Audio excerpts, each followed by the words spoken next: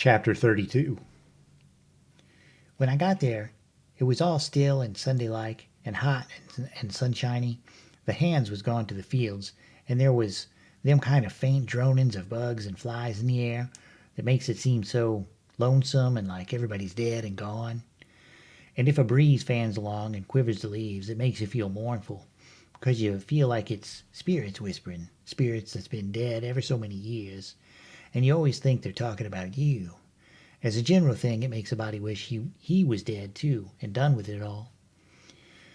Phelps's was one of those little one-horse cotton plantations, and they all look alike. A rail fence around a 2-acre yard, a stile made out of logs sawed off and upended in steps, like barrels of a different length to climb over the fence with, and for the women to stand on when they are going to jump onto a horse.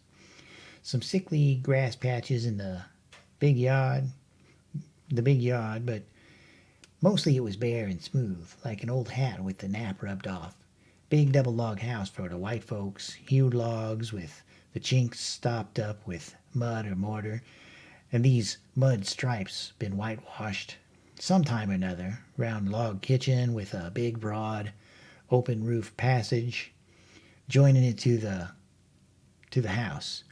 Log smokehouse back of the kitchen. The 3 little log nigger cabins in a row t'other side of the smokehouse. One little hut all by itself away down against the back fence, and some outbuildings down a piece the other side. Ash hopper and a big kettle to bile soap in the little hut. Bench by the kitchen door with a bucket of water and a gourd. Hound asleep there in the sun. More hounds asleep round about 3 shade trees away off in a corner. Some currant bushes and gooseberry bushes in one place by the fence. Outside of the fence, a garden and a watermelon patch. Then cotton fields begins, and after the fields, the woods. I went around and clumb over the back stile by the ash hopper and started for the kitchen. When I got a little ways, I heard the dim hum of a spinning wheel wailing along up and sinking down again, and then I knowed for certain I wished I was dead. For that is the lonesomest sound in the whole world. I went right along, not fixing up any particular plan, but just trusting to Providence to put the right words in my mouth when the time come, for I'd noticed that Providence always did put the right words in my mouth if I left it alone.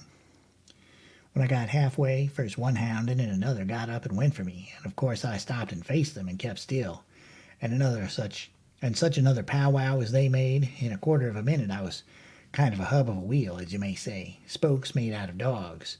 Circle of 15 of them packed together around me with their necks and noses stretched up towards me, a barking and howling, and more a coming. You could see them sailing over fences and around corners from everywheres. A nigger woman come tearing out of the kitchen with a rolling pin in her hand, singing out, "Begone, you Tej, you Spot, begone, sir!" And she fetched first one, then another of them a clip and sent them howling, and then the rest followed, and the next second half of them come back, wagging their tails around me and making friends with me. There ain't no harm in a hound nohow. And behind the woman comes a little nigger girl and 2 little nigger boys without anything on but tow linen shirts, and they hung on to their mother's gown and peeped out from behind her at me, bashful the way they always do. And here comes the white woman running from the house, about 45 or 50-year-old, bareheaded and her spinning stick in her hand, and behind her comes her little white children, acting the same way little niggers was doing. She was smiling all over so she could hardly stand, and says, "It's you at last, ain't it?" I out with a yes'm before I thought. She grabbed me and hugged me tight, and then gripped me by both hands and shook, and the tears come in her eyes and run down over, and she couldn't seem to hug and shake enough, and kept saying, "You don't look as much like your mother as I reckoned you would, but law's sakes, I don't care for that. I'm so glad to see you, dear. Dear, it does seem like I could eat you up. Children, it's your cousin Tom. Tell him howdy." But they ducked their heads and put their fingers in their mouths and hid behind her, so she run on. "Lise, hurry up and get him a hot breakfast right away. Or did you get your breakfast on the boat?" I said I'd got it on the boat. So then she started for the house, leading me by the hand and the children tagging after. When we got there she set me down in a split-bottom chair and set herself down on a little low stool in front of me, holding both of my hands, and says, Now I can have a good look at you, and laws o' me, I've been hungry for it many and many a time all these long years, and it's come at last. We've been expecting you a couple of days and more. What kept you? Boat get aground? Yes'm, she. Don't say yes'm, say Aunt Sally. Where'd she get aground?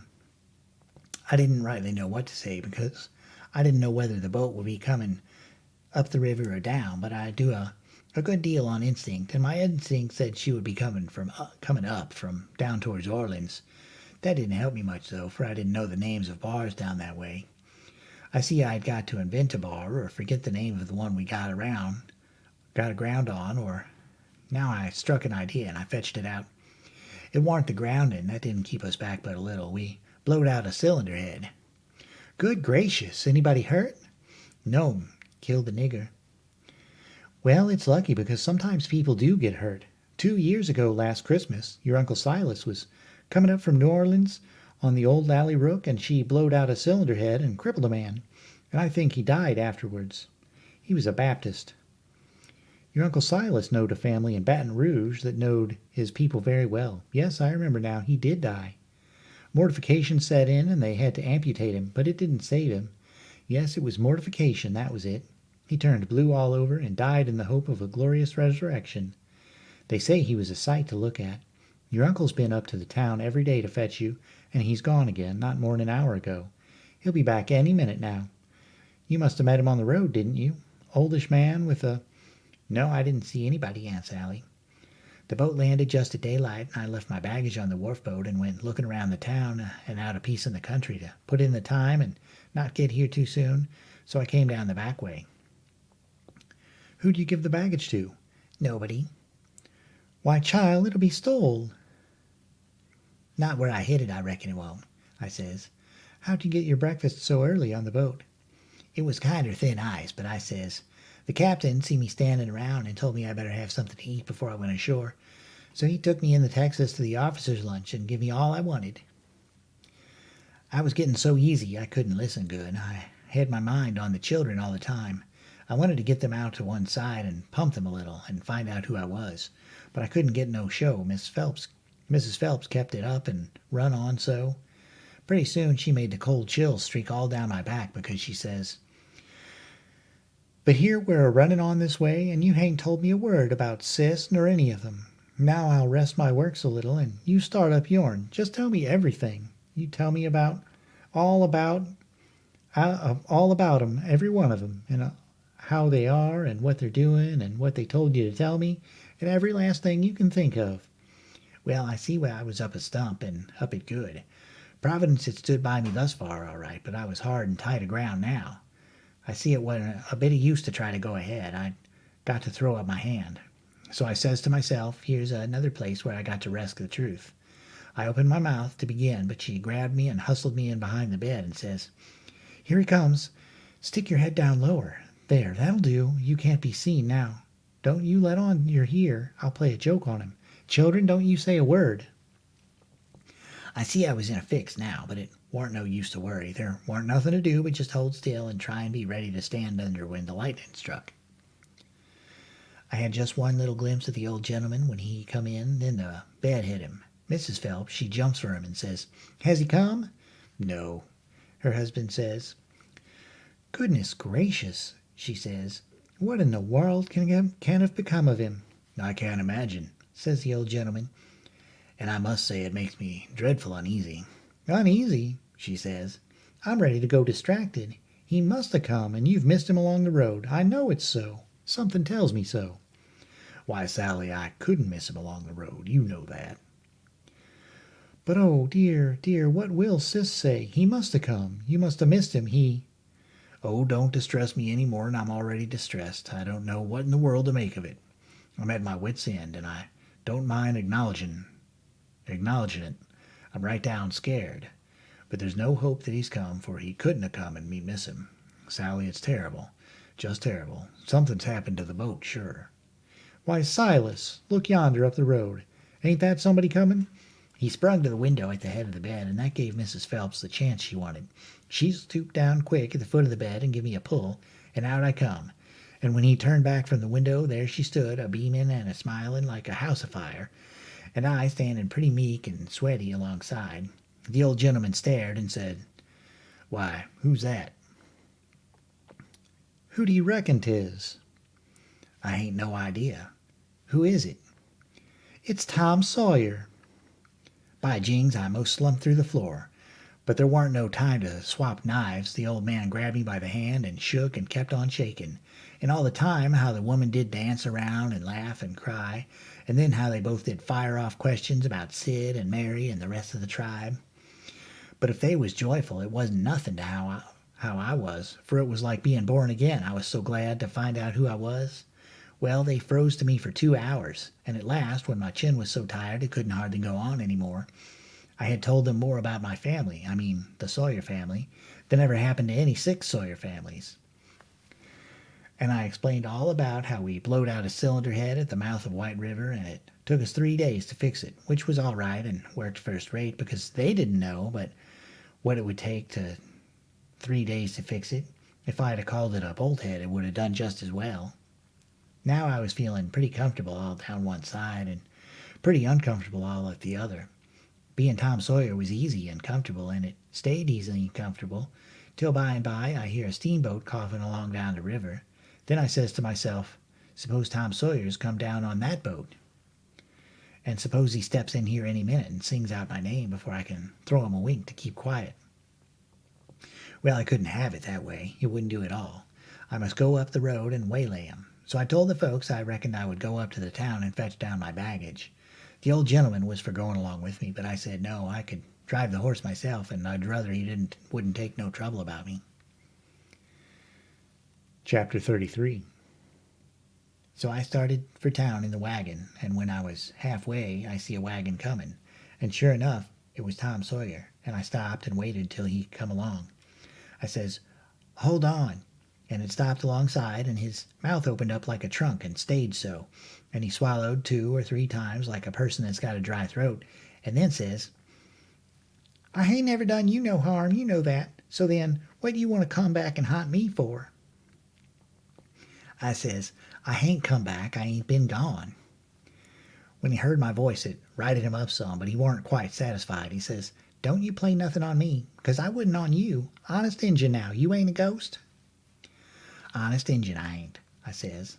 "Well, well, that ought to settle it, of course, but I can't somehow seem to understand it no way. Looky here, warn't you ever murdered at all?"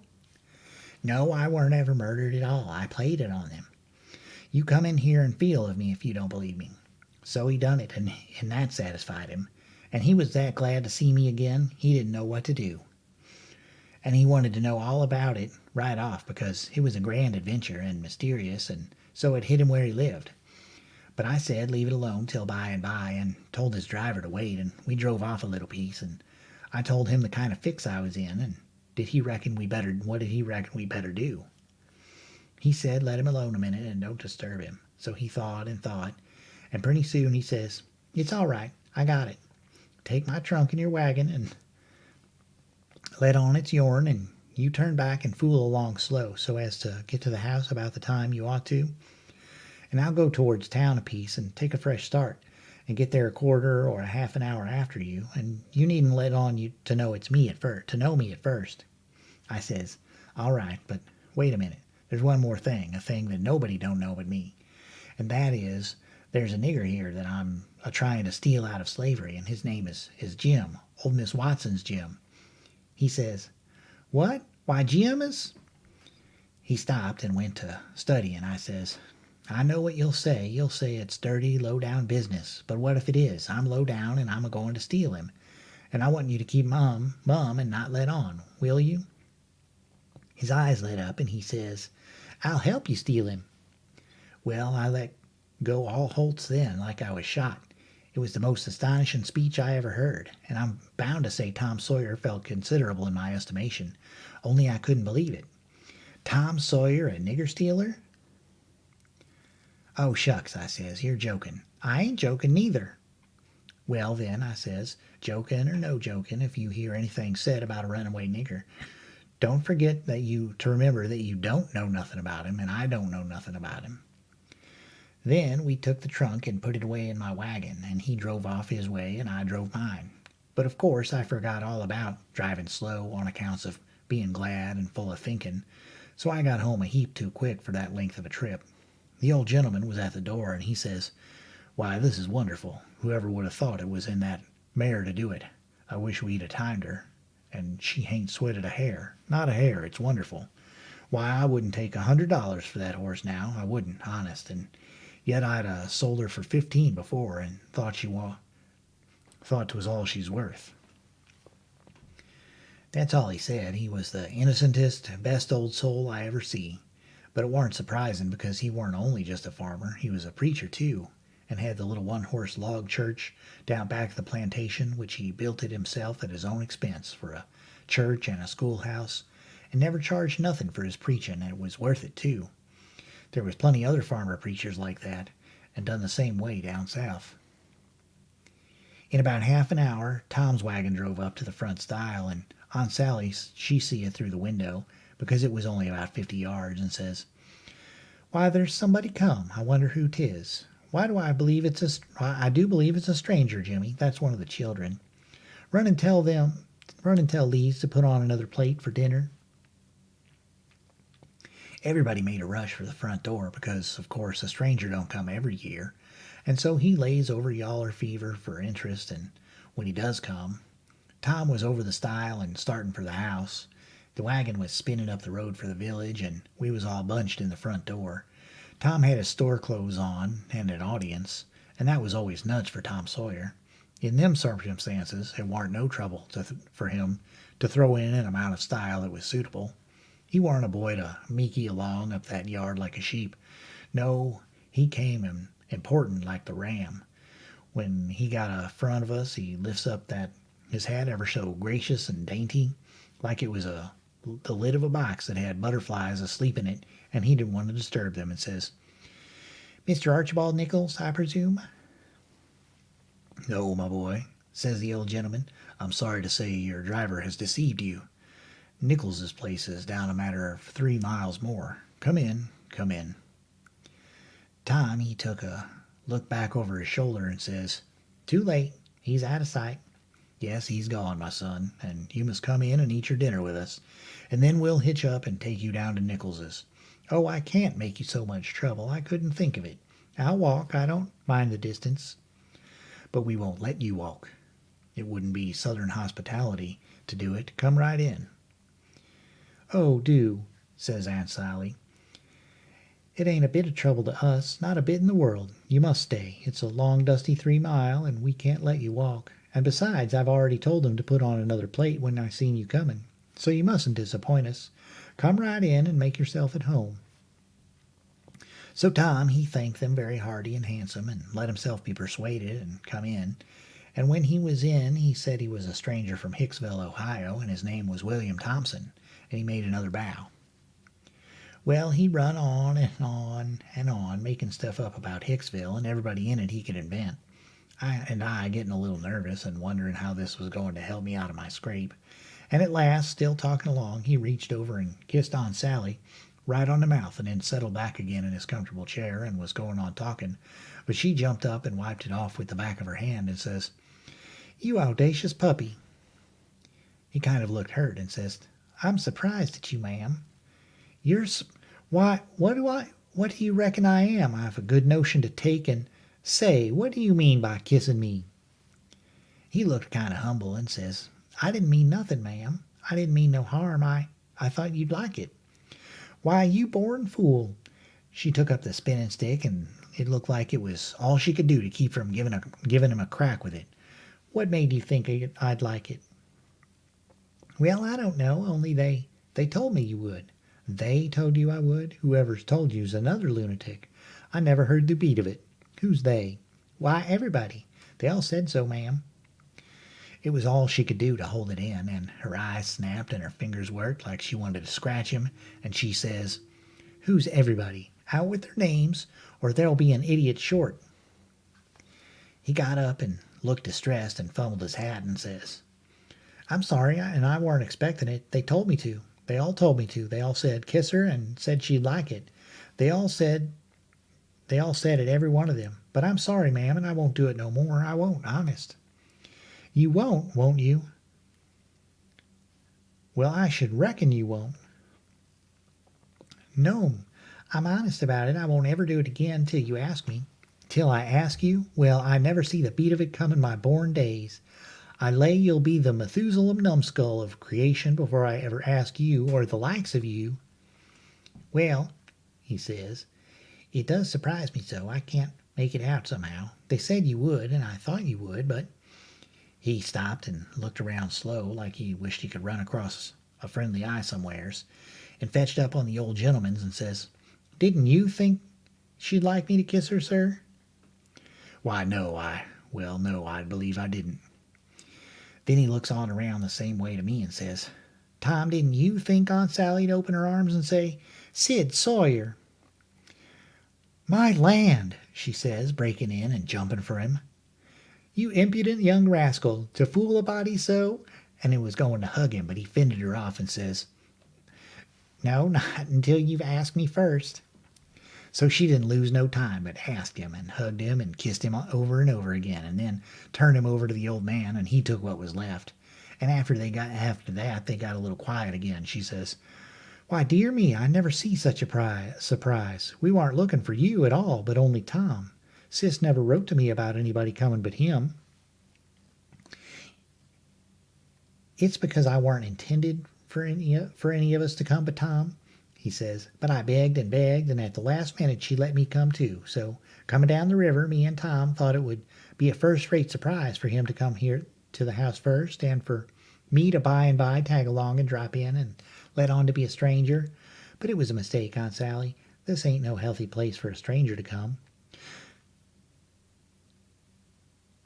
"No, not impudent whelp, Sid. You ought to have your jaws boxed. I ain't been so put out since I don't know when. But I don't care. I don't mind the terms.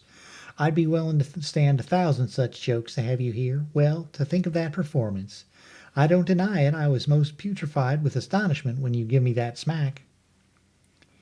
We had dinner out in that broad open passage betwixt the house and the kitchen, and there was things enough on the table for 7 families, all hot too, none of your flabby tough meat that's laid in a cupboard in a damp cellar all night and tastes like a hunk of old cold cannibal in the morning.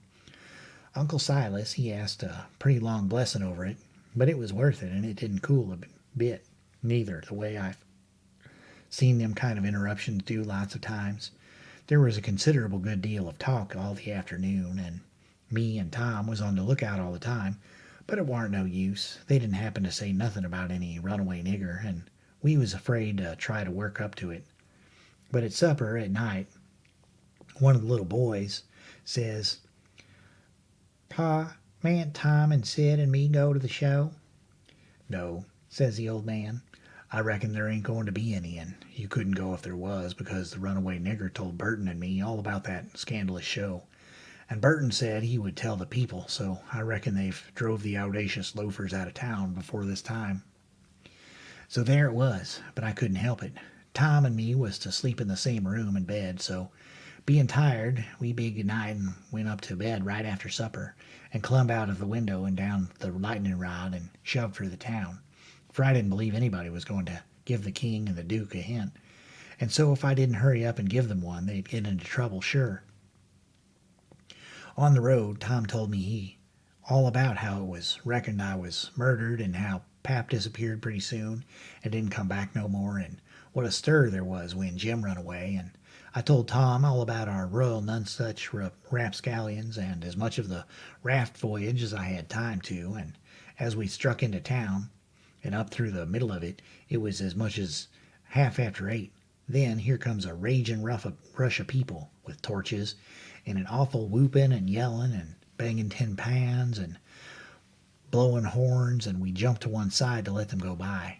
And as they went by, I see they had the king and the duke astraddle of a rail. That is, I knowed it was the king and the duke, although they was all over tar and feathers and didn't look like nothing in the world that was human.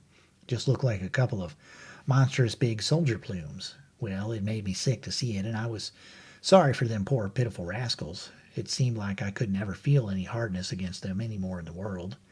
It was a dreadful thing to see. Human beings can be awful cruel to one another.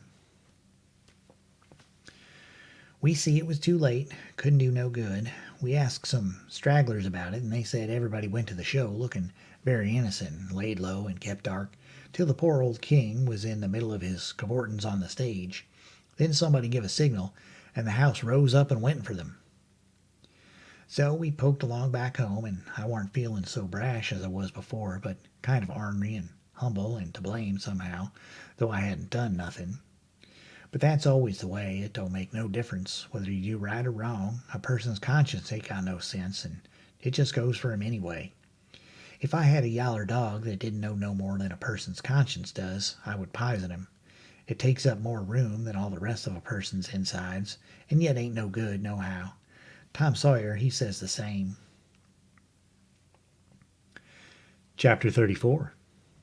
We stopped talking and got to thinking, and by Tom says, "Looky here, Huck. What fools we are not to think of it before. I bet I know where Jim is." "No, where?" "In that hut down by the ash hopper. Why, looky here. When we was at dinner, you didn't see a nigger man go in there with some victuals?" "Yes." "What do you think the victuals was for?" "For a dog." "So'd I. Well, it warn't for a dog." "Why?" "Because part of it was watermelon." "So it was. I noticed it. Well, it does beat all that I never thought about a dog not eating watermelon. It shows how a body can see and don't see at the same time." "Well, the nigger unlocked the padlock when he went in, and he locked it again when he came out. He fetched Uncle a key about the time we got up from table. Same key, I bet. Watermelon shows man, lock shows prisoner, and it ain't likely there's two prisoners on such a little plantation. And where the people's all so kind and good, Jim's the prisoner, all right. I'm glad we found it out detective fashion. I wouldn't give shucks for any other way. Now you work your mind and study out a plan to steal Jim, and I will come to study out one too, and we'll take the one we like best." What a head for just a boy to have. If I had Tom Sawyer's head, I wouldn't trade it off to be a duke, nor mate of a steamboat, nor clown in a circus, nor nothing I can think of. I went to thinking out a plan, but only just to be doing something. I know very well where the right plan was going to come from. Pretty soon Tom says, "Ready?" "Yes," I says. "All right, bring it out." "My plan is this," I says. "We can easy find out if it's Jim in there, then get up my canoe tomorrow night and fetch my raft over from the island. Then the first dark night that comes, steal the key out of the old man's breeches after he goes to bed, and shove off down the river on the raft with Jim, hiding daytimes and running nights, the way me and Jim used to do before. Wouldn't that plan work?" "Work? Why, it certainly would work. Like rats a fighting. But it's too blame simple. There ain't nothing to it." "What's the good of a plan if that ain't no more trouble than that? It's mild as goose milk. Why, Huck, it wouldn't make no more talk than breaking into a soap factory." I never said nothing, because I warn't expecting nothing different, but I knowed mighty well that whenever he got his plan ready, it wouldn't have none of them objections to it. And it didn't. He told me what it was, and I see in a minute it was worth 15 of mine for style, and would make Jim just as free a man as mine would, and maybe get us all killed besides. So I was satisfied and said we could waltz in on it. I needn't tell him what it was here, because I knowed it wouldn't stay the way it was. I knowed we would be changing it around every which way as we went along, and heaving in new bullinesses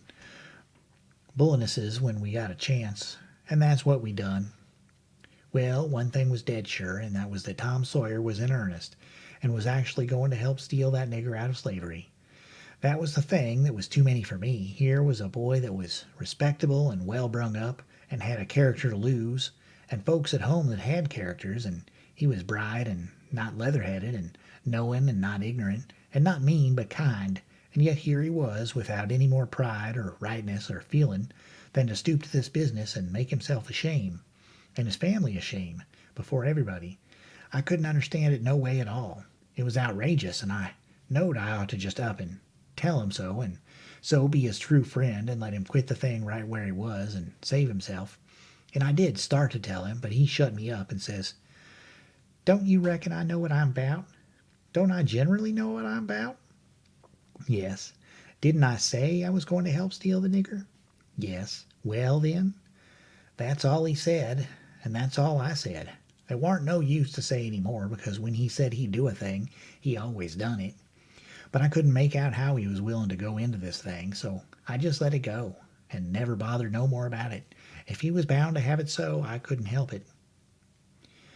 When we got home, the house was all dark and still, so we went on down to the hut by the ash hopper for to examine it. We went through the yard so as to see what the hounds would do. They knowed us and didn't make no more noise than country dogs is always doing when anything comes by in the night. When we got to the cabin, we took a look at the front of the two sides, and on the side I warn't acquainted with, which was the north side, we found a square window hole, up tolerable high, with just one stout board nailed across it. I says, "Here's the ticket. This hole's big enough for Jim to get through if we wrench off the board." Tom says, "It's as simple as tit-tat-toe, 3 in a row, and as easy as playing hooky. I should hope we can find a way, but there's a little more complicated than that, Huck Finn." "Well, then," I says, "how'll it do to saw him out the way I done before when I was murdered that time?" "That's more like," he says. "It's real mysterious and troublesome and good," he says, "but I bet we can find a way that's twice as long. There ain't no hurry. Let's keep on looking around." Betwixt the hut and the fence on the backside was a lean-to that joined the hut at the eaves and was made out of plank. It was as long as the hut, but narrow, only about 6 foot wide. The door to it was at the south end and was padlocked, so Tom he went to the soap kettle and searched around, and fetched back the iron thing they lift the lid with. So he took it and prized out one of the staples. The chain fell down, and we opened the door and went in and shut it and struck a match, and see the shed was only built against a cabin and hadn't no connection with it. And there warn't no floor to the shed, nor nothing in it but some old rusty played-out hoes and spades and picks and a crippled plow. The match went out, and so did we, and shoved in the staple again, and the door was locked as good as ever. Tom was joyful. He says, "Now we're all right. We'll dig him out. It'll take about a week." Then we started for the house, and I went in the back door. You only have to pull a buckskin latch string. They don't fasten the doors, but that warn't romantical enough for Tom Sawyer. No way would do him, but he must climb up the lightning rod. But after he got up about halfway about 3 times and missed fire and fell every time, and the last time most busted his brains out, he thought he'd got to give it up. But after he was rested, he allowed he would give her one more turn for luck, and this time he made the trip. In the morning we was up at the break of day, and down to the nigger cabins to pet the dogs and make friends with the nigger that fed Jim, and if it was Jim that was being fed. The niggers was just getting through breakfast and starting for the fields, and Jim's nigger was piling up a tin pan with bread and meat and things, and whilst the others was leaving, the key come from the house. This nigger had a good-natured, chuckle-headed face, and his wool was all tied up in little bunches with thread. That was to keep witches off. He said the witches was pestering him awful these nights and making him see all kinds of strange things and hear all kinds of strange words and noises, and he didn't believe he was ever witched so long before in his life. He got so worked up and got to running on so about his troubles, he forgot all about what he'd have been going to do. So Tom says, "What's the victuals for? Going to feed the dogs?"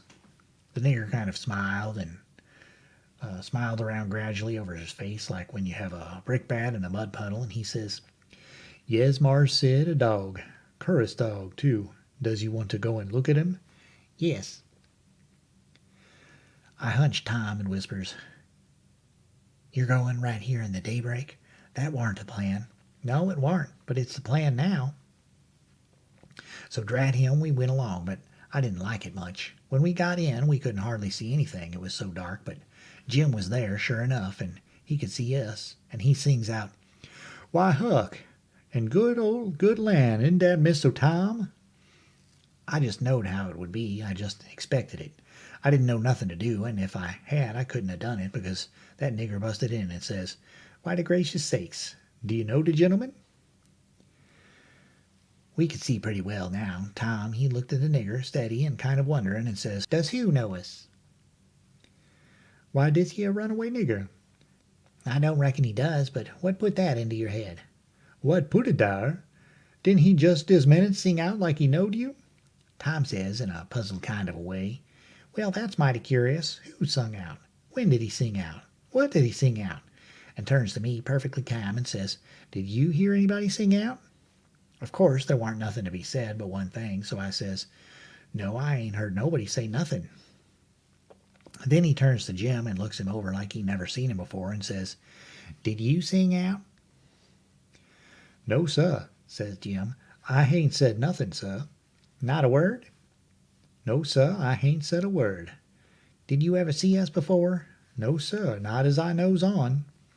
So Tom turns to the nigger which was looking wild and distressed, and says, kind of severe, "What do you reckon's the matter with you, anyway? What made you think somebody sung out?" "Oh, it's de dad blame witches, sah, and I wisht I was dead, I do. They allus at it, sah, and they do most kill me. They scares me so, please don't tell nobody about it, sah, or old Mars Silas he'll scold me 'gin, 'cause he say dey ain't no witches. I just wish to goodness he was here now, den what would he say? I just bet he couldn't find no way to get around it this time. But it is always just so. Peoples that's sot stays sot. They won't look into nothing and find out it for theirselves. Even when you find it out and tell 'em about it, they don't believe you." Tom give him a dime and said we wouldn't tell nobody, and told him to buy some more thread to tie up his wool with, and then looks at Jim and says, "I wonder if Uncle Silas is going to hang this nigger. If I was to catch a nigger that was ungrateful enough to run away, I wouldn't give him up. I'd hang him." And whilst the nigger stepped to the door and looked at the dime to bite it and see if he was good, he whispers to Jim and says, "Don't ever let on to know us, and if you hear any digging going on nights, it's just us. We're going to set you free." Jim only had time to grab us by the hand and squeeze it. Then the nigger come back, and we said we'd come again sometime if the nigger wanted us to, and he said he would, more particular if it was dark, because the witches went for him mostly in the dark, and it was good to have some folks around him. Chapter 35. It would be most an hour yet till breakfast, so we left and snuck down into the woods, because Tom said we got to have some light to see how to dig by, and a lantern makes too much, and might get us into trouble. What we must have was a lot of them rotten chunks that's called foxfire. It just makes a soft kind of glow when you lay them in a dark place. We fetched an armful and hid it in the weeds and sat down to rest, and Tom says, kind of dissatisfied, "Blame it, this whole thing is just as easy and awkward as it can be. And so it makes it so rotten difficult to get up a difficult plan. There ain't no watchman to be drugged. Now there ought to be a watchman. There ain't even a dog to give a sleeping mixture to. And there's Jim chained by one leg with a 10-foot chain to the leg of his bed. Why, all you got to do is lift up the bedstead and slip off the chain. And Uncle Silas, he trusts everybody. Sends the key to the pumpkin-headed nigger and don't send nobody to watch the nigger. Jim could have got out of that window hole before this. Only there wouldn't be no use trying to travel with a 10-foot chain on his leg. Why, drat it, Huck, it's the stupidest arrangement I ever see. You got to invent all the difficulties. Well, we can't help it. We got to do the best we can, even with the materials we got. Anyhow, there's one thing. There's more honor in getting him out through a lot of difficulties and dangers, where there warn't one of them furnished to you by the people who it was their duty to furnish them, and you had to contrive them all out of your own head. Now look at just that one thing of the lantern. When you come down to the cold facts, we simply got to let on that a lantern's resky. Why, we could work with a torchlight procession if we wanted to, I believe. Now, whilst I think of it, we got to hunt up something to make a saw out of the first chance we get. What do we want of a saw? What do we want of it? Hain't we got to saw the leg off Jim's bed before, so as to get the chain loose? Why, you just said a body could lift up the bedstead and slip the chain off. Well, if that ain't just like you, Huck Finn, you can get up the infant schooliest way of doing that a thing. Why, hain't you ever read any books at all? Baron Trenck or Casanova or Benvenuto Cellini or Henry IV? None of them heroes? Who ever heard of getting a prisoner loose in such a old matey way as that? No, all the way the best authorities does is to saw the bed leg in two and leave it just so, and swallow the sawdust so it can't be found, and put some dirt and grease around the sawed place so the very keenest senescal can't see no sign of its being sawed and thinks the bed is perfectly sound. Then, the night you're ready, fetch the leg a kick and down she goes. Slip off your chain and there you are. Nothing to do but hitch up your rope ladder and to the battlements, shin down it, break your leg in the moat because a rope ladder is 19 foot too short, you know. And there's your horses and your trusty vassals, and they scoop you up and fling you across the saddle, and away you go to your native Languedoc or Navarre or wherever it is. It's gaudy, Huck. I wish there was a moat to this cabin. If we get the time, the night of the escape, we'll dig one. I says, what do we want of a moat when we're going to snake him out from under the cabin? But he never heard me. He had forgot me and everything else. He had his chin by his hand, thinking. Pretty soon he sighs and shakes his head, then sighs again and says, no, it wouldn't do. There ain't necessity enough for it. For what? I says.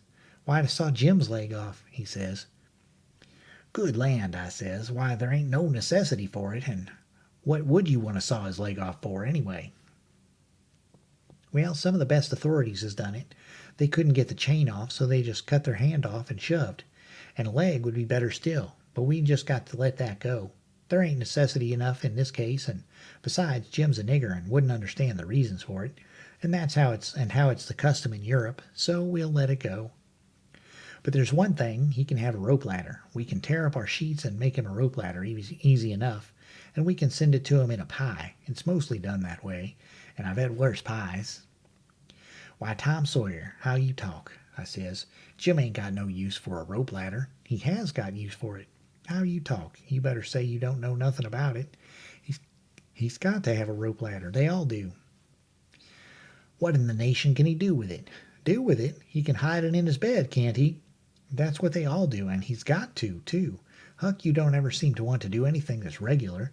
You want to be starting something fresh all the time. Suppose he don't do nothing with it. Ain't it there in his bed for a clue after he's gone? And don't you reckon they'll want clues? Of course they will. And wouldn't leave them anyway? That would be a pretty howdy-do, wouldn't it? I never heard of such a thing. Well, I says, if it's in the regulations and he's got to have it, all right, let him have it, because I don't wish to go back on no regulations.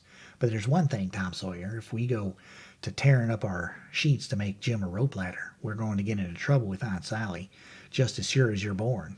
Now, the way I look at it, a hickory bark ladder don't cost nothing, and don't waste nothing, and is just as good to load up a pie with, and hide in a straw tick as any rag ladder you can start.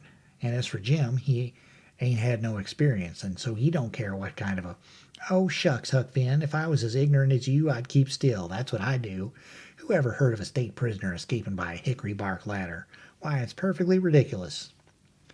Well, all right, Tom, fix it your own way, but if you'll take my advice, you'll let me borrow a sheet off the clothesline. He said that would do, and that gave him another idea, and he says, borrow a shirt, too. What do we want of a shirt, Tom? Want it for Jim to keep a journal on. Journal your granny. Jim can't write. Suppose he can't write. He can make marks on the shirt, can he? If we make him a pen out of an old pewter spoon or a piece of an old iron barrel hoop. Why, Tom, we can pull a feather out of a goose and make him a better one, and quicker, too. Prisoners don't have geese running around the dungeon keep to pull pins out of, you muggins. They always make their pins out of the hardest, toughest, troublesomest piece of old brass candlestick or something like that they can get their hands on. And it takes them weeks and weeks and months to file it out, too, because they've got to do it by rubbing on the wall. They wouldn't use a goose quill if they had it. It ain't regular. Well, then, what do we make the ink out of? Minnie makes it out of iron rust and tears, but that's the common sort in women. The best authorities uses their own blood. Jim can do that, and when he wants to send any little common, ordinary, mysterious message to let the world know where he's captivated, he can write it on the bottom of a tin plate with a fork and throw it out of the window. The Iron Mask always done that, and it's a blame good way, too. Jim ain't got no tin plates. They feed him in a pan. That ain't nothing. We can get him some. Can't nobody read his plates. They ain't got anything to do with it, Huck Finn. All he's got to do is write on the plate and throw it out. You don't have to be able to read it. Why, half the time you can't read anything a prisoner writes on a tin plate or anywhere else. Well, then, what's the sense in wasting the plates? Why, blame it all, it ain't the prisoner's plates, but it's somebody's plates, ain't it? Well, supposing it is, what does the prisoner care whose... He broke off there because we heard the breakfast horn blowing, so we cleared out for the house. Along during the morning, I borrowed a sheet and a white shirt off the clothesline. Then I found an old sack and put 'em in it. And we went down and got the fox fire and put that in, too. I called it borrowing because that was what Pap always called it. But Tom said it wasn't borrowing, it was stealing. He said we was representing prisoners, and prisoners don't care how they get a thing, so they get it, and nobody don't blame them for it either. It ain't no crime in a prisoner to steal the thing he needs to get away with, Tom said. It's his right, and so long as we was representing a prisoner, we had a perfect right to steal anything on this place we had the least use for to get ourselves out of prison with.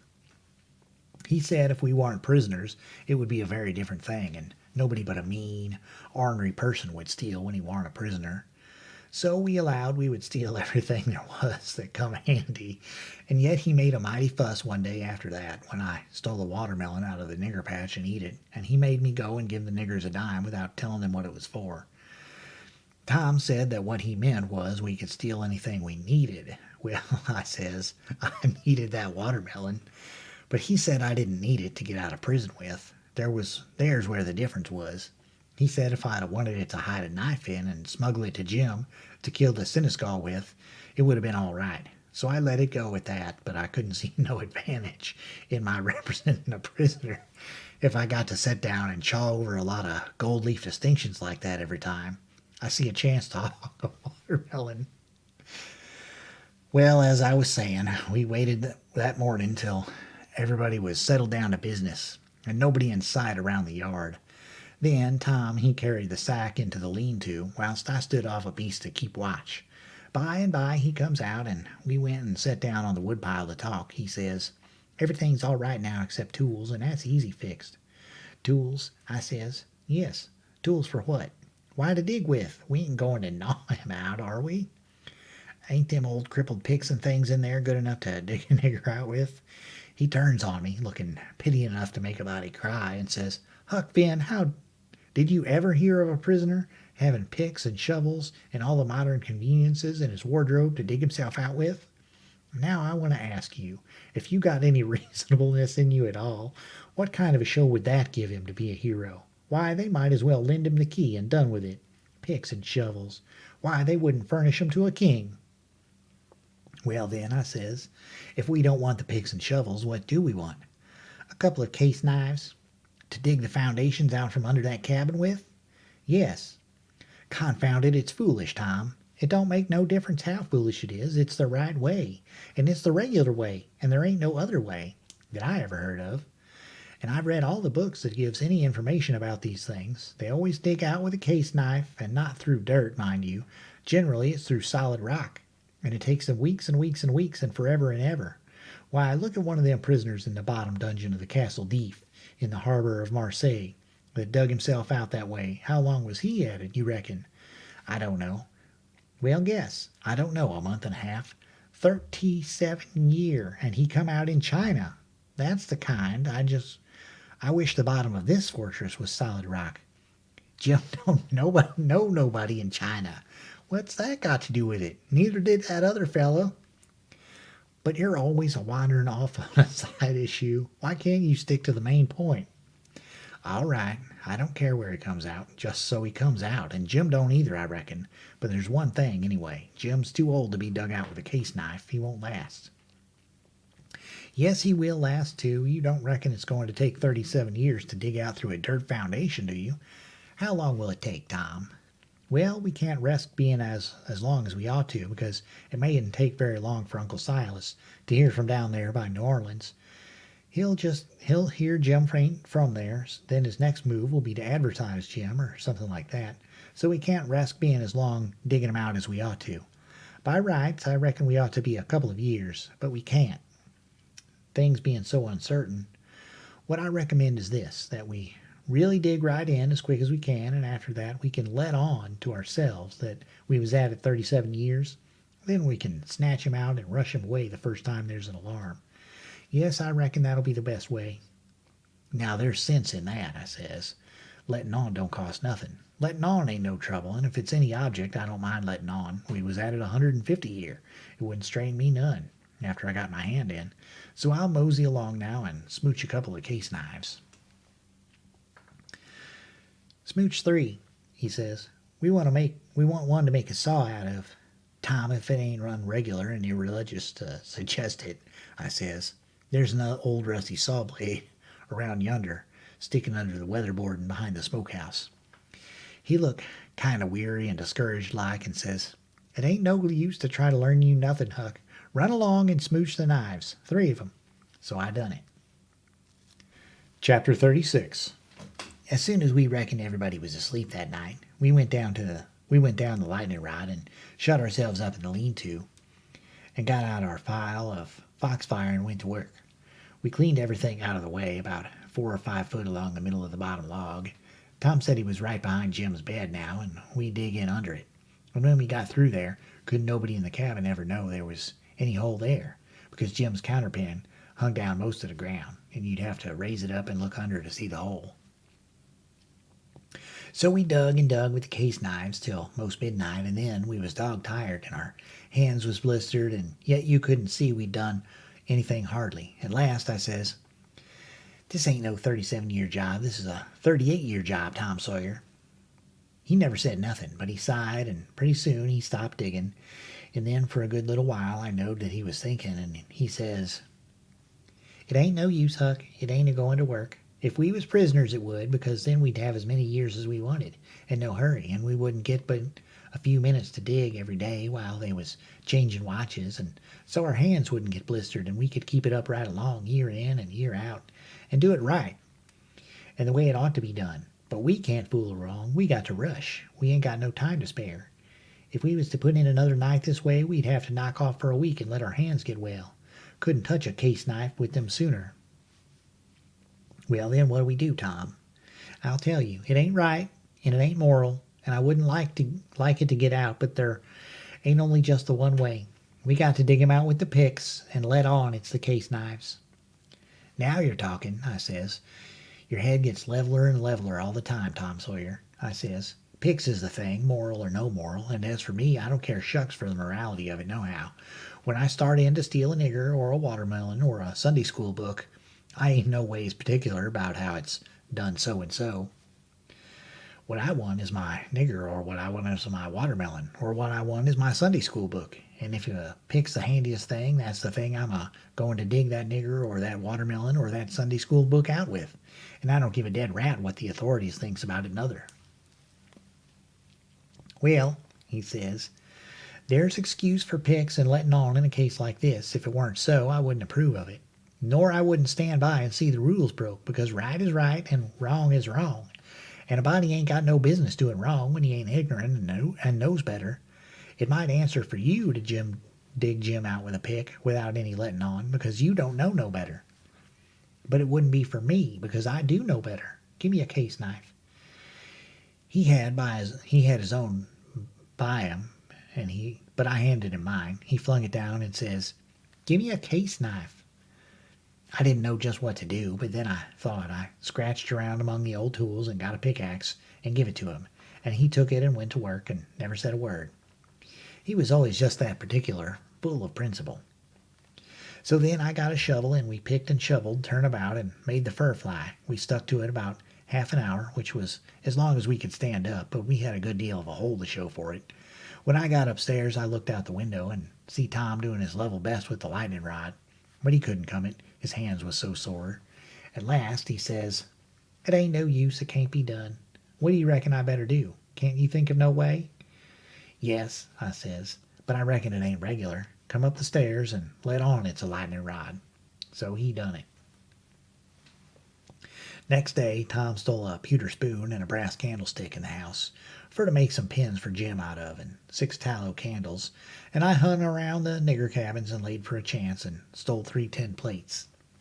Tom says it wasn't enough, but I said nobody would never see the plates that Jim throwed out, because they'd fall into dog fennel and Jimson weeds under the window hole. Then we could tote them back and he could use them over again. So Tom was satisfied. Then he says, now the thing to study out is how to get the things to Jim. Take them in through the hole, I says, when we get it done. He only just looked scornful and said something about nobody ever heard of such an idiotic idea, and then he went to studying. By and by he said he had ciphered out 2 or 3 ways, but there warn't no need to decide on any of them yet. said we got to post Jim first. That night we went down the lightning rod a little after 10 and took one of the candles along and listened under the window hole and heard Jim snoring, so we pitched it in and it didn't wake him. Then we whirled in with the pick and shovel, and in about 2 hours and a half the job was done. We crept in under Jim's bed and into the cabin and pawed around and found the candle and lit it, and stood over Jim a while and found him looking hearty and healthy. And then we woke him up, gentle and gradual. He was so glad to see us he most cried, and called us honey, and all the pet names he could think of, and was for having us hunt up a cold chisel to cut the chain off his leg with right away, and clearing out without losing any time. But Tom, he showed him how unregular it would be, and sat down and told him all about our plans, and how we could alter them in a minute any time there was an alarm, and not to be the least afraid, because we would see he got away sure. So Jim, he said it was all right, and we sat there and talked over old times a while, and then Tom asked a lot of questions. And when Jim told him Uncle Silas come in every day or two to pray with him, and Aunt Sally come in to see if he was comfortable and had plenty to eat, and both of them was kind as they could be, Tom says, "Now I know how to fix it. We'll send you some things by them."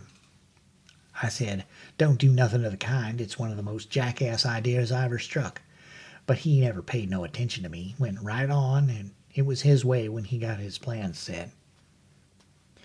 So he told Jim how we'd have to smuggle in the rope ladder pie and other large things by Nat, the nigger that fed him, and he must be on the lookout and not be surprised, and not let Nat see him open them. And we would put small things in Uncle's coat pockets, and he must steal them out, and we would tie things to Aunt's apron strings, or put them in her apron pocket, if we got a chance, and told them what they would be and what they was for, and told them how to keep a journal on the shirt with his blood and all that. He told them everything. Jim, he couldn't see no sense in the most of it, but he allowed we was white folks and knowed better than him, so he was satisfied, and said he would do it all just as Tom said. Jim had plenty corncob pipes and tobacco, so we had a right down good sociable time. Then we crawled out through the hole and so home to bed, with hands that looked like they'd been chawed. Tom was in high spirits. He said it was the best fun he ever had in his life, and the most intellectual, and said if he only could see his way to it, we would keep it up all the rest of our lives and leave Jim to our children to get out, for he believed Jim would come to better like it, and better and better the more he got used to it.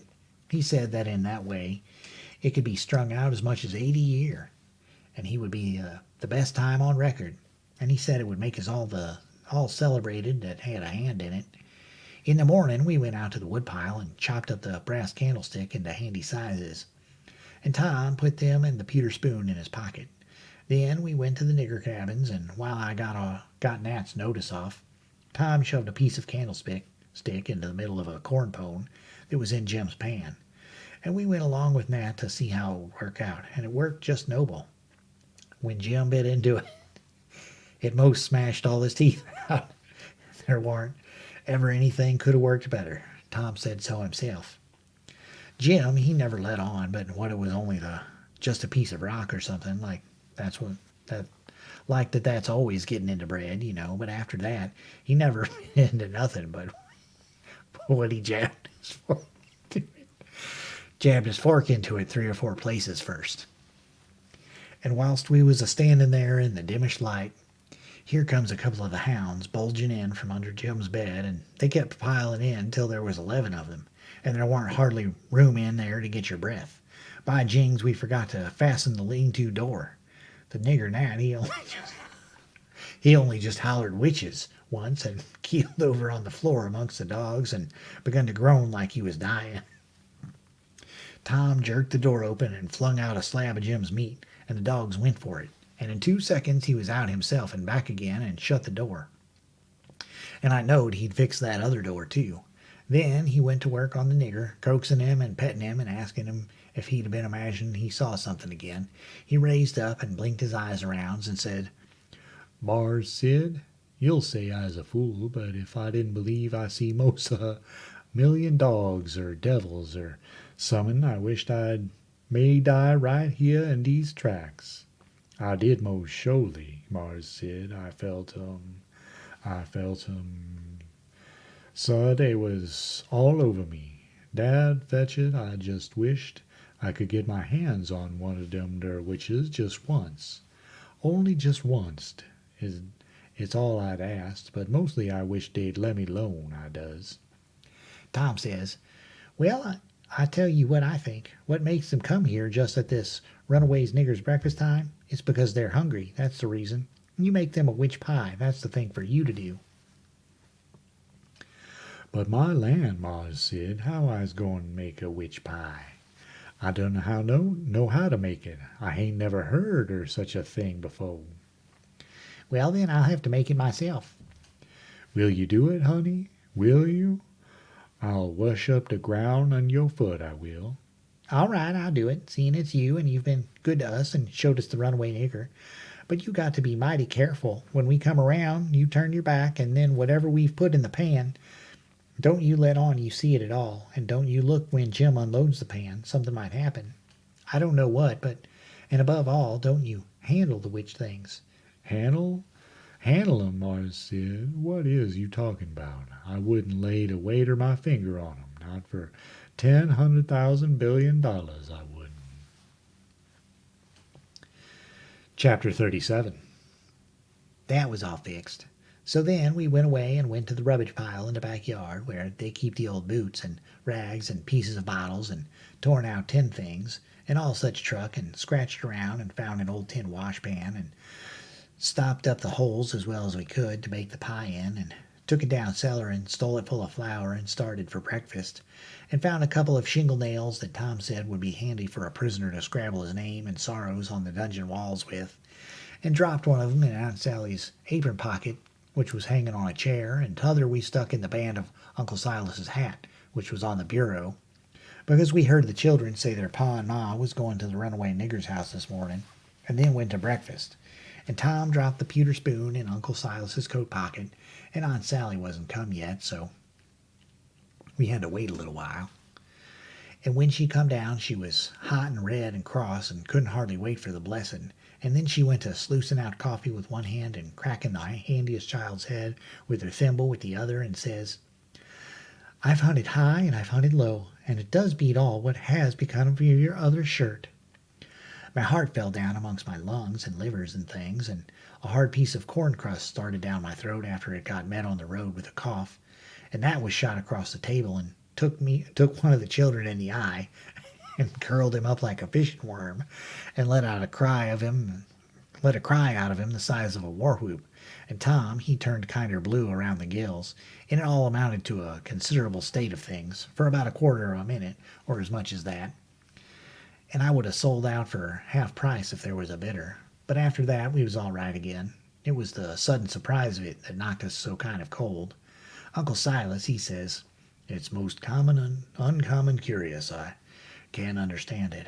I know perfectly well I took it off because you hain't got but one on. Just listen at the man. I know you took it off, and know it by a better way than your wool-gathering memory, too, because it was on the clothesline yesterday. I see it there myself. But it's gone. That's the long and the short of it. And you'll just have to change to a red flannel one till I can get time to make a new one. And it'll be the third I've made in 2 years. It just keeps a body on the jump to keep you in shirts, and whatever you do manage to do with them all is more than I can make out. A body'd think you would learn to take some sort of care of 'em at your time of life." "I know it, Sally, and I do try all I can, but it oughtn't to be altogether my fault, because, I don't see them nor have nothing to do with them except when they're on me, and I don't believe I've ever lost one of them off of me." "Well, it ain't your fault if you haven't, Silas. You'd have done it if you could, I reckon. And the shirt ain't all that's gone, nuther. There's a spoon gone, and that ain't all. There was 10, and now there's only 9. The calf got the shirt, I reckon, but the calf never took the spoon, that's certain." "Why, what else is gone, Sally?" "There's 6 candles gone, that's what. The rats could have got the candles, and I reckon they did. I wonder they don't walk off with the whole place, the way you're always going to stop their holes, and don't do it. And if they weren't fools, they'd sleep in your hair, Silas. You'd never find it out, but you can't lay the spoon on the rats, and that I know." "Well, Sally, I'm in fault, and I acknowledge it. I've been remiss, but I won't let tomorrow go by without stopping up them holes. Oh, I wouldn't hurry. Next year'll do. Matilda Angelina Armatina Phelps. Whack comes the thimble, and the child snatches her claws out of the sugar bowl without fooling around any. Just then the nigger woman steps onto the passage and says, Missus, they's a sheet gone. A sheet gone? Well, for the land's sake. I'll stop up them holes today, says Uncle Silas, looking sorrowful. Oh, do shut up. Suppose the rats took the sheet? Where's it gone, Lise? Cloud to goodness, I hain't no notion, Miss Sally. We was on de clothesline yesterdee, but she's gone, and she ain't there no more now. I reckon the world is coming to an end. I never see the beat of it in all my born days. A shirt, and a sheet, and a spoon, and 6 can. Missus, comes a young yaller wench. Dey's a brass candlestick missin'.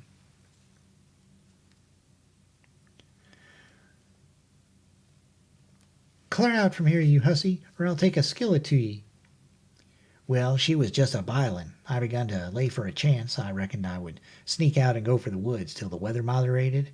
She kept a ragin' right along, running her insurrection all by herself, and everybody else mighty meek and quiet, and at last Uncle Silas looking kind of foolish, fishes up that spoon out of his pocket. She stopped, with her mouth open and her hands up, and as for me, I wished I was in Jerusalem or somewheres. But not long, because she says, It's just as I expected. So you had it in your pocket all the time, and like as not you've got the other things there too. How'd it get there? I really don't know, Sally, he says, kind of apologizing, or you know I would tell. I was a-studying over my text in Acts 17 before breakfast, and I reckon I put it in there, not noticing, meaning to put my testament in, and it must be so, because my testament ain't in. But I'll go and see, and if the testament is where I had it, I'll know I didn't put it in, and that will show that I laid the testament down and took up the spoon, and, oh, for the land's sake, give a body a rest. Go along now, the whole kit and bilin' of you, and don't come nigh me again till I've got back my peace of mind. I'd 'a' heard her if she'd 'a' said it to herself, let alone speaking it out, and I'd 'a' got up and obeyed her if I'd 'a' been dead. As we was passing through the settin' room, the old man he took up his hat, and the shingle nail fell out on the floor, and he just merely picked it up and laid it on the mantel shelf and never said nothing, and went out. Tom see him do it and remembered about the spoon, and says, Well, it ain't no use to send things by him no more. He ain't reliable. Then he says, But he done us a good turn with the spoon anyway without knowing it, and so we'll go and do him one without him knowing it. Stop up his rat holes. There was a noble good lot of them down cellar, and it took us a whole hour. But we done the job tight and good and ship-shape. Then we heard steps on the stairs and blowed out our light and hid, and here comes the old man with a candle in one hand and a bundle of stuff in t'other, looking as absent-minded as the year before last. He went a-mooning around, first to one rat hole and then another, till he'd been to all of them. Then he stood about 5 minutes, picking tallow drip off his candle and thinking. Then he turns off slow and dreamy towards the stairs, saying, Well, for the life of me, I can't remember when I done it. I could show her now that I warn't to blame on account of the rats. But never mind, let it go. I reckon it wouldn't do no good. And so he went on a-mumbling upstairs, and then we left. He was a mighty nice old man, and always is. Tom was a good deal bothered about what to do for a spoon, but he said we'd got to have it, so he took a think. When we had ciphered it out, he told me how we was to do it. Then we went and waited around the spoon basket till we see Aunt Sally coming, and then Tom went to counting the spoons and laying them out to one side, and I slid one of them up my sleeves, and Tom says, Why, Aunt Sally, there ain't but 9 spoons yet. She says, Go along to your play and don't bother me. I know better. I've counted them myself. Well, I've counted them myself. I've counted them twice, Auntie, and I can't make but 9. She looked all out of patience, but of course she'd come to count. Anybody would. I declare to gracious, there ain't but 9, she says. Why, what in the world? Plague take the things. I'll count 'em again. So I slipped back the one I had, and when she got done counting, she says, Hang the troublesome rubbish, there's 10 now. And she looked huffy and bothered, but Tom says, Why, Auntie, I don't think there's 10. You numbskull, didn't you see me count 'em? I know, but, well, I'll count 'em again. So I smooched one, and they come out 9, same as the other time. Well, she wasn't a tearing away, just a trembling all over. She was so mad, but she counted and counted till she got that addled she'd start to count in the basket for a spoon sometimes, and so 3 times they come out right, and 3 times they come out wrong. Then she grabbed up the basket and slammed it across the house and knocked the cat galley west, and she said clear out and let her have some space, and if we come bothering around again betwixt that and dinner, she'd skin us. So we had the odd spoon and dropped it in her apron pocket while she was giving us our sailing orders, and Jim got it all right along with her shingle nail before noon.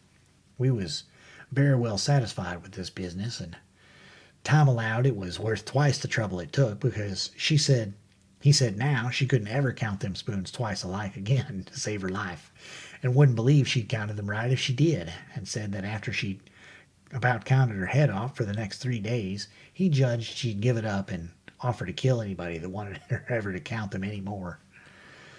So we put the sheet back on the line that night and stole one out of her closet and kept on putting it back and stealing it again for a couple of days, till she didn't know how many sheets she had any more, and she didn't care, and warn't a going to bullyrag the rest of her soul on about it, and wouldn't count them again, not to save her life. She'd rather die first. So we was all right now as to the shirt and the sheet and the spoon and the candles, by the help of the calf and the rats and the mixed-up counting, and as to the candlestick, it warn't no consequence. It would blow over by and by. But that pie was a job. We had no end of trouble with that pie. We fixed it up away down in the woods and cooked it there, and we got it done at last, and very satisfactory too. But not all in one day, and we had to use up 3 washpans full of flour before we got through, and we got burnt pretty much all over in places, and eyes put out with the smoke, because, you see, we didn't want nothing but a crust, and we couldn't prop it up right, and she would always cave in. But of course we thought of the right way at last, which was to cook the latter too in the pie. So then we laid in Jim the second night and tore up the sheet all into little strings and twisted them together, and long before daylight we had a lovely rope that you could have hung a person with. We let on it took 9 months to make it. And in the forenoon we took it down to the woods, but it wouldn't go into the pie, being made of a whole sheet that way. There was rope enough for 40 pies if we'd have wanted them, and plenty left over for soup or sausage or anything you choose. We could have had a whole dinner. But we didn't need it. All we needed was just enough for the pie. And so we throwed the rest away. We didn't cook none of the pies in the washpan, afraid the solder would melt. But Uncle Silas, he had a noble brass warming pan, which he thought considerable of, because it belonged to one of his ancestors, with a long wooden handle that come over from England, and with William the Conqueror in the Mayflower or one of them early ships, and was hid up away up the garret, with a lot of other old pots and things that was valuable, not on account of being any account, because they weren't, but on account of them being relics, you know. And we snaked her out private and took her down there, but she failed on the first pies because we didn't know how, but she come up smiling on the last one.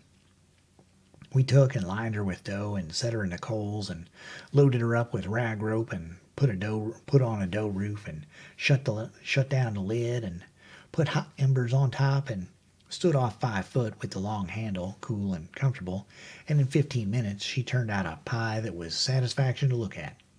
But the person that ate it would want to fetch a couple of kegs of toothpicks along, for if that rope ladder wouldn't cramp him down to business, I don't know nothing what I'm talking about, and lay him in enough stomachache to last him till next time too. Nat didn't look when we put the witch's pie in Jim's pan, and we put the 3 tin plates in the bottom of the pan under the victuals. And so Jim got everything all right, and as soon as he was by himself, he busted into the pie and hid the rope ladder inside of his straw tick, and scratched some marks on a tin plate and throwed it out of the window hole. Chapter 38. Making them pins was a distressed job, though, and so was the saw, and Jim allowed the inscription was going to be the toughest of all. That's the one which the prisoner has to scrabble on the wall, but he had to have it. Tom said he'd got to. There weren't no case of a state prisoner not scrabbling his inscription to leave behind, and his coat of arms. Look at Lady Jane Grey, he says. Look at Guilford Dudley. Look at old Northumberland. Why, Huck, suppose it is considerable trouble. What you going to do? How you going to get around it? Jim's got to do his inscription and coat of arms. They all do. Jim says, why, Mars Tom, I ain't got no coat of arms. I ain't got nothing but this here old shirt, and you knows I got to keep the journal on that.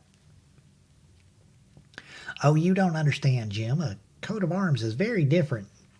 Well, I says, Jim's right anyway when he says he ain't got no coat of arms, because he ain't. I reckon I knowed that, Tom says, but you bet he'll have one before he goes out of this, because he's going out right, and there ain't going to be no flaws in his record. So whilst me and Jim filed away at the pens on a brickbat apiece, Jim a making his and out of the brass, and I making mine out of the spoon, Tom set to work to think out the coat of arms.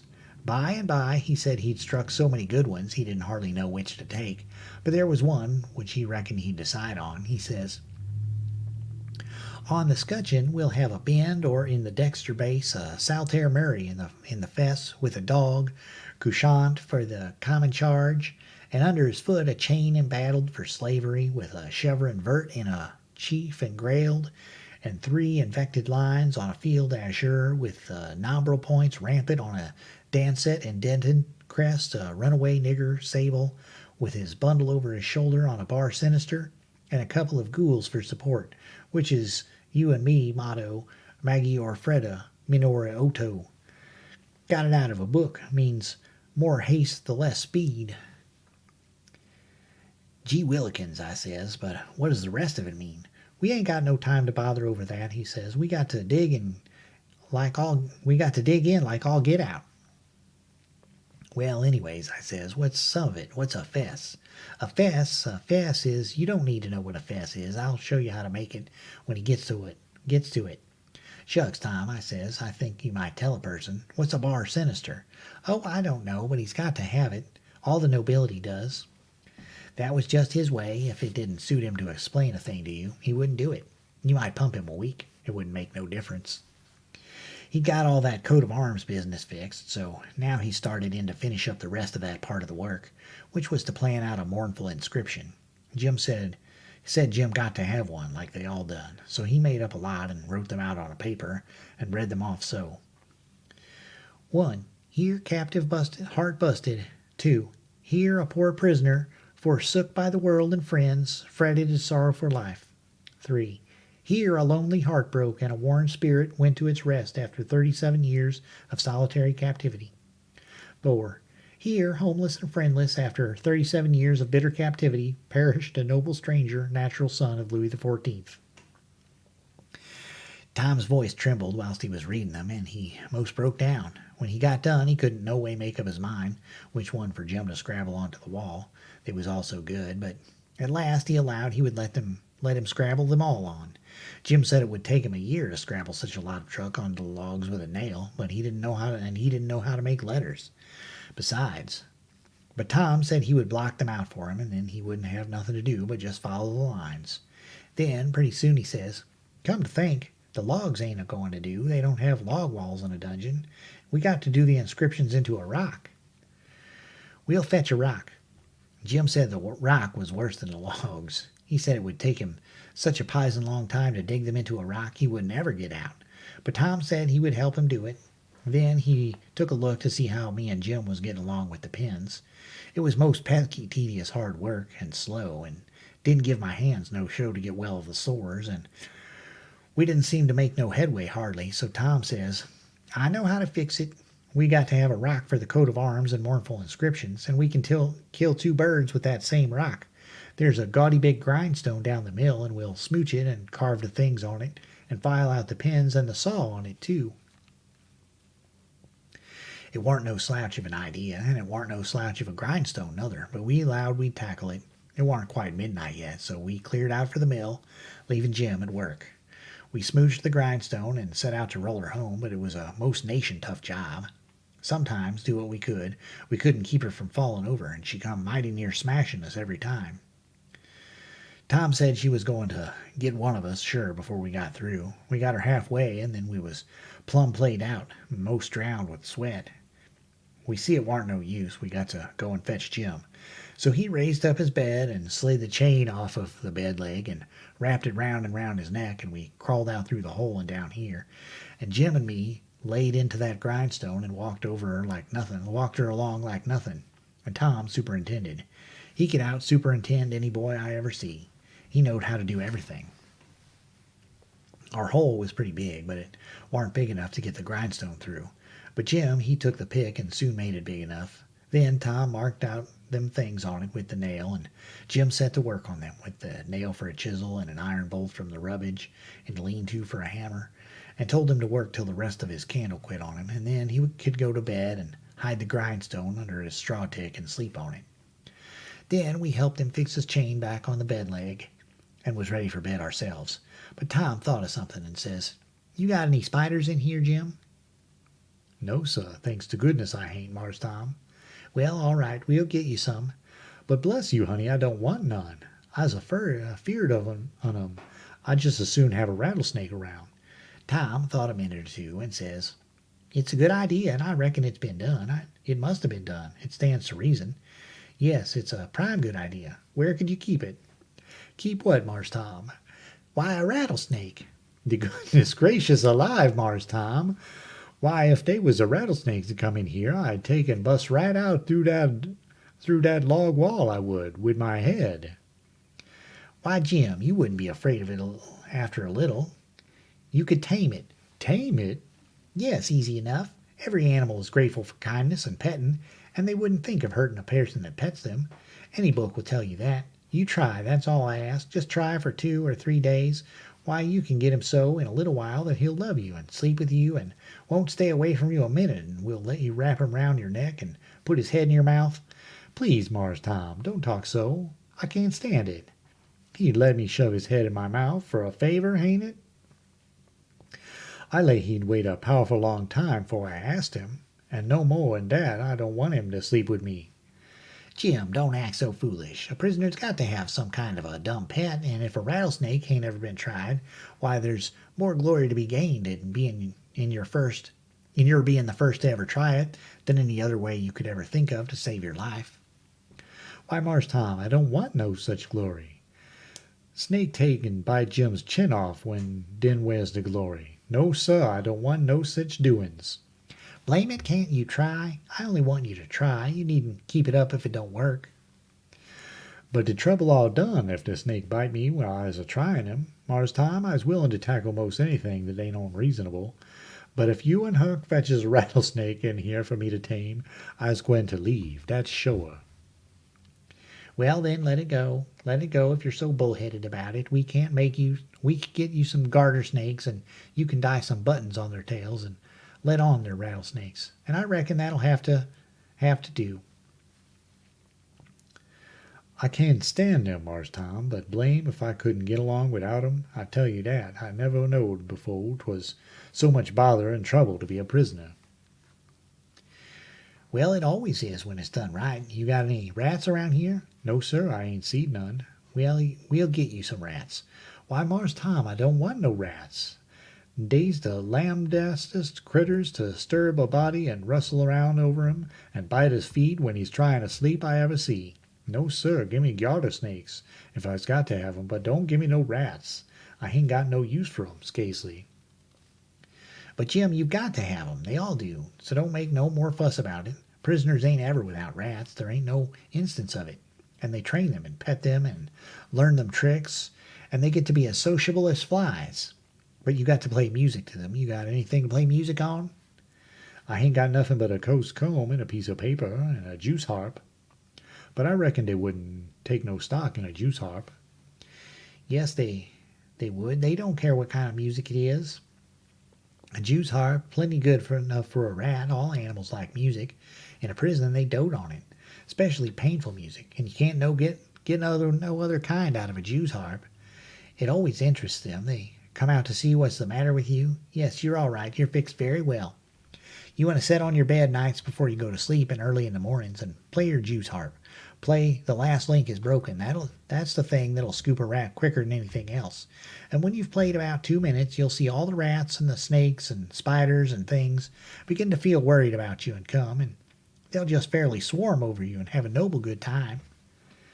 Yes, they will, I reckon, Mars Tom, but what kind of time is Jim having? Bless if I can see the pint. But I'll do it if I got to. I reckon I better keep the animals satisfied and not have no trouble in the house.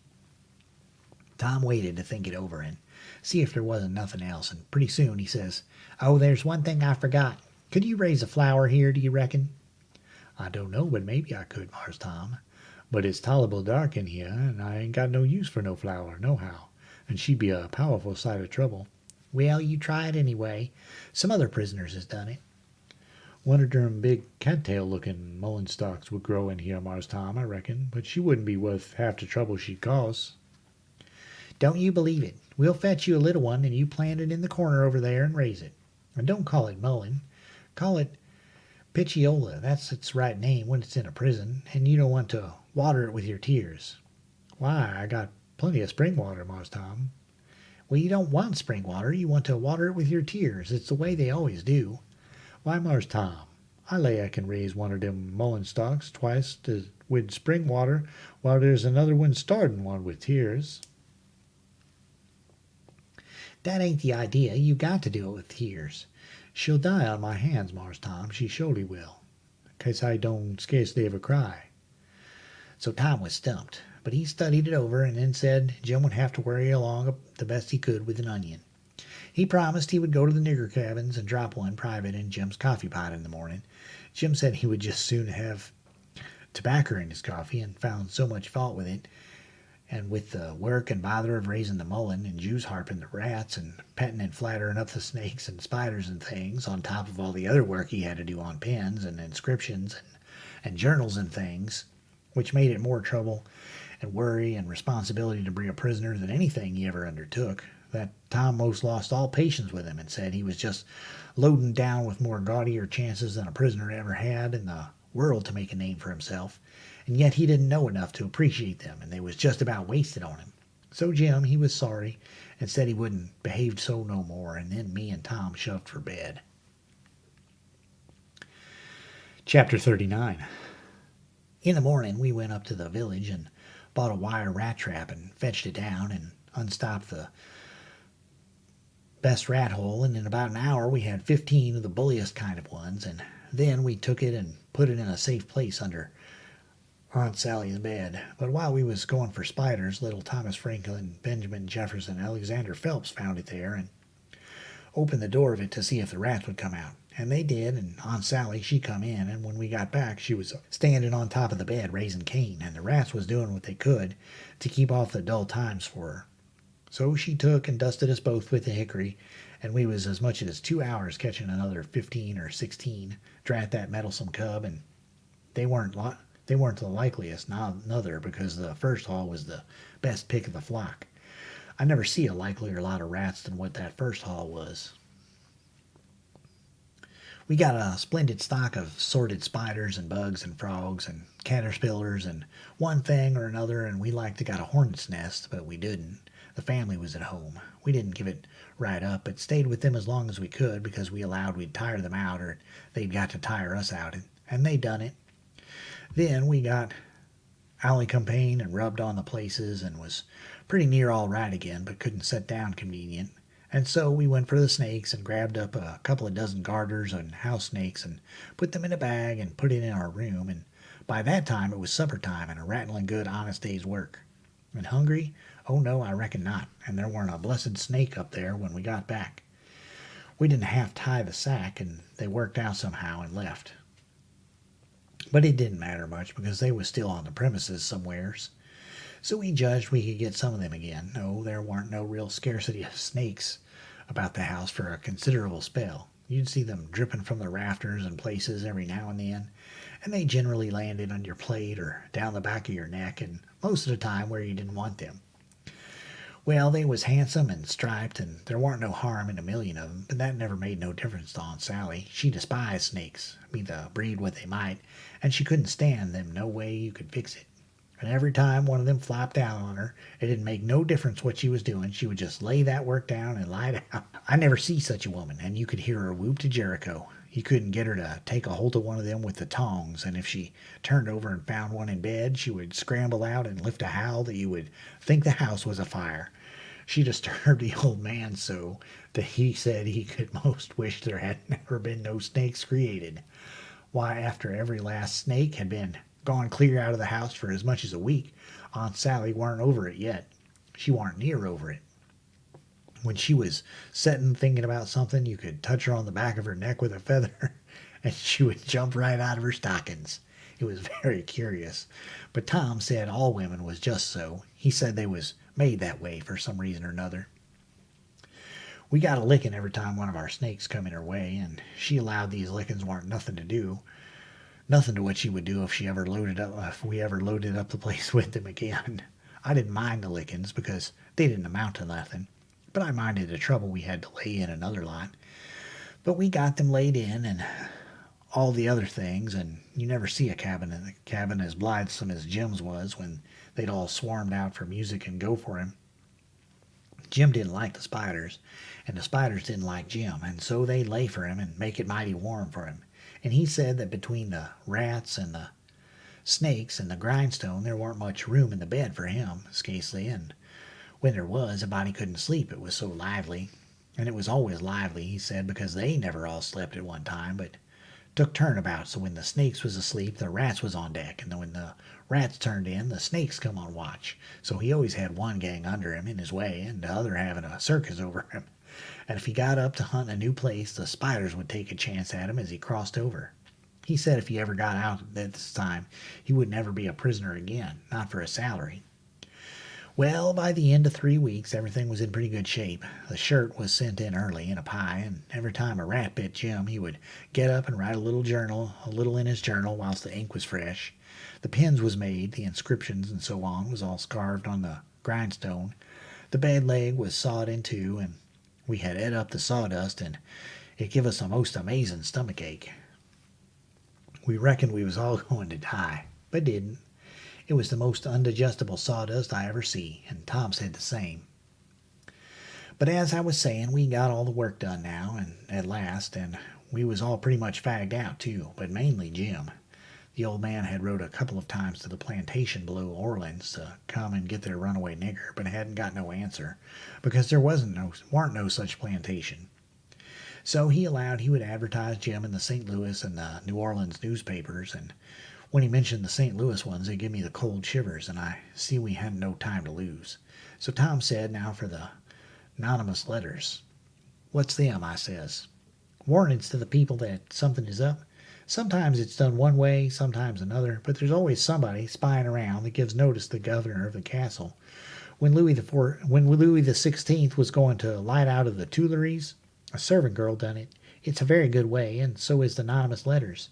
We'll use them both, and it's usual for the prisoner's mother to change clothes with them, and she stays in and he slides out in her clothes. We'll do that, too.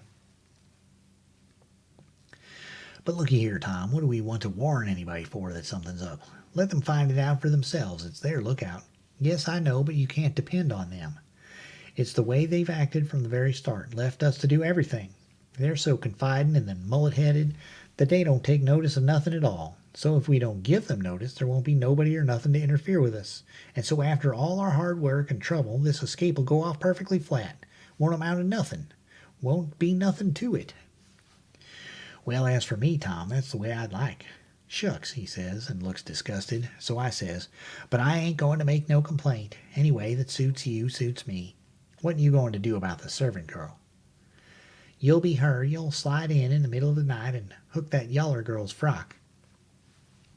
Why, Tom, that'll make trouble the next morning because, of course, she probably ain't got any but that one. I know, but you won't want it but 15 minutes to carry the anonymous letter and shove it under the front door. All right, then, I'll do it, but I could carry it just as handy in my own togs. You wouldn't look like a servant girl then, would you? No, but there won't be nobody to see what I look like anyway. That ain't got nothing to do with it. The thing for us to do is just to do our duty and not worry about whether anybody sees us do it or not. Ain't you got no principle at all? All right, I ain't saying nothing. I'm the servant girl. Who's Jim's mother? I'm his mother. I'll hook a gown from Aunt Sally. Well, then, you'll have to stay in the cabin when me and Jim leaves. Not much. I'll stuff Jim's clothes full of straw and lay it on his bed to represent his mother in disguise. And Jim will take the nigger woman's gown off of me and wear it, and we'll all evade together. When a prisoner of style escapes, it's called an invasion. It's always called so when a king escapes, for instance. And the same with a king's son. It don't make no difference whether he's a natural one or an unnatural one. So Tom, he wrote the anonymous letter, and I smooched the yaller wench's frock that night and put it on and shoved it under the front door the way Tom told me to. It said, "Beware, trouble is brewing. Keep a sharp lookout. Unknown friend." Next night we struck a picture, which Tom drawed in blood of a skull and crossbones on the front door, and next night another one of a coffin on the back door. I never see a family in such a sweat. They couldn't have been worse scared if the place had been full of ghosts, laying for them behind everything and under the beds and shivering through the air. If a door banged, Aunt Sally, she jumped and said, "Ouch!" If anything fell, she jumped and said, "Ouch!" If you happened to touch her when she warn't noticing, she done the same. She couldn't face no way and be satisfied because she allowed there was something behind her every time, so she was always a whirling around sudden and saying, "Ouch!" And before she'd got 2/3 around, she'd whirl back again and say it again. And she was afraid to go to bed, but she dasn't set up. So the thing was working very well. Tom said he never see a thing work more satisfactory. He said it showed it was done right. So he said, now for the grand bulge. So the very next morning at the streak of dawn, we got another letter ready and was wondering what we better do with it, because we heard them say at supper they was going to have a nigger on watch at both doors all night. Tom, he went down the lightning rod to spy around, and the nigger at the back door was asleep, and he stuck it in the back of his neck and come back. This letter said, Don't betray me. I wish to be your friend. There is a desperate gang of cutthroats from over in the Indian Territory going to steal your runaway nigger tonight, and they have been trying to scare you so as you will stay in the house and not bother them. I am one of the gang, but have got religion and wish to quit it and lead an honest life again, and will betray the hellish design. They will sneak down from northards along the fence at midnight exact with a false key, and go in the nigger's cabin to get him. I am to be off a piece and blow a tin horn if I see any danger, but instead of that I will baa like a sheep soon as they get in and not blow at all. Then, whilst they are getting his chains loose, you slip there and lock them in, and can kill them at your leisure. Don't do anything but just the way I am telling you. If you do, they will suspicion something and raise whoop jamboree-hoo. I do not wish any reward, but to know that I have done the right thing. Unknown friend.